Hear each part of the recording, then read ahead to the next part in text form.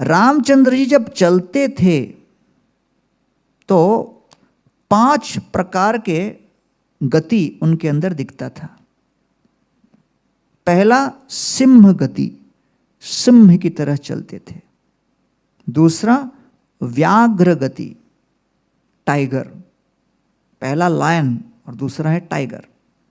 तीसरा ऋषभ गति, बड़ा बैल होता है ना, जब चलता है तो लगता है प्रभावशाली, कुछ तो हिल रहा है, धरती के ऊपर कोई चल रहा है। फिर गजगति, किसी हाथी की तरह। और 5वां सर्प गति, इतनी तीव्रता से, इतना स्मूथ कि समझे भी नहीं कैसे आगे बढ़ रहे हैं। तो 5 प्रकार की गति को लेकर रामचंद्र जी चलते थे, अर्थात उनका चाल चलन अनिर्वचनीय था, प्रशंसनीय था, अचिंत्य था। क्षण भर में रामचंद्र जी उस महेश चाप या शिव धनुष के पास आ गए। अब विश्वामित्र ने क्या कहा था? पश्य, देखो। लेकिन रामचंद्र जी उसको अपने हथेलियों में उठाने लगे। अब प्रश्न उठता है, अरे देखने को कहा था, उठा क्यों रहे? तो अलग अलग प्रकार के सेवक होते हैं। अलिर पहला श्रेणी का सेवक होता है, मधुमक्खी की तरह। अलिर मतलब कभी यहाँ से किसी से सेवा लेगा, फिर दूसरे से सेवा लेगा, तीसरे से सेवा लेगा, चौथे से सेवा लेगा। जैसे मधुमक्खी अलग अलग फूलों से रस चूसती है, वो अलग अलग भटकता रहेगा, सेवा किसी का पूरा नहीं करेगा।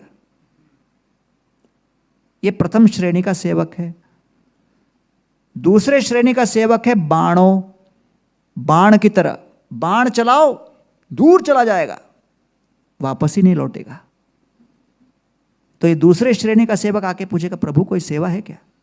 बोले हाँ हाँ, जैसे सेवा दो, गायब, बाण की तरह गायब, फिर लौट के ही नहीं आएगा। अलिर बाणों।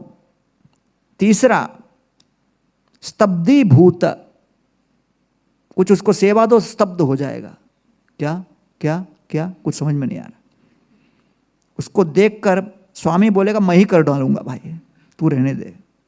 हाँ, ज्योतिषक चौथा, अलिर बाणों ज्योतिषक, स्तब्धीभूत ज्योतिषक। ज्योतिषक मतलब क्या? जैसे ही उसको बोलो ये सेवा करो, बोलते हाँ परसों पक्का हो जाएगा। परसों पूछो तो और 1 हफ्ते में होगा।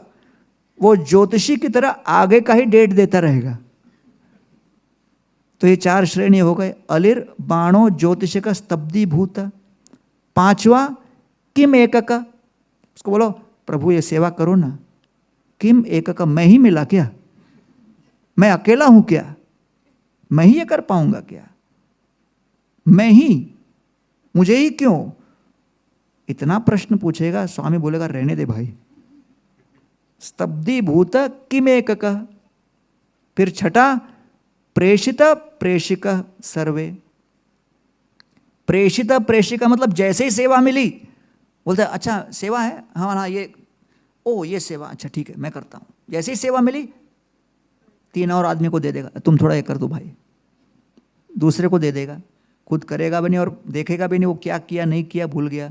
कोई बोले क्या हुआ? अरे वो बताया था, मैं किसी को तो बताया था, किसको बताया याद नहीं आ रहा। तो इसको कहते हैं षड एते सेवकाधम, 6 प्रकार के अधम सेवक। शास्त्र में किसी को नहीं छोड़ा है कि नहीं? उत्तम सेवक कौन है? एकात्म भाव जो रखता है। भगवान विष्णु के ऊपर 2 असुर आक्रमण करने वाले थे, उनकी नासिका से एक देवी प्रकट हुई और भगवान विष्णु निद्रा भंग करने से पूर्व ही 2 असुरों का विध्वंस कर दिया। भगवान विष्णु जागृत हुए, बोले अरे ये असुरों का वध किसने किया? बोले मैंने किया। अरे मेरे बताने के पहले ही आपने कर दिया? बोले आपकी इच्छा मैं जानती हूं इसलिए कर दिया। 11वें दिन उनका जन्म हुआ था, उस देवी का नाम पड़ गया एकादशी देवी।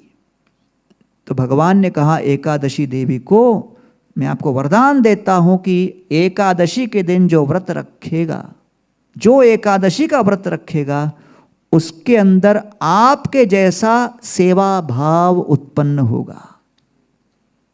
एकादशी देवी के अंदर कौन सा सेवा भाव है? एकात्म सेवा भाव, अर्थात स्वामी की इच्छा के साथ 100% तालमेल, कोई स्खलन नहीं, कोई भेद नहीं, कोई अंतराल नहीं, completely one with the desire of the master. उसको बोलते एकात्म सेवक। अन्याभिलाषिता शून्यम का यही अंतिम पर्याय है।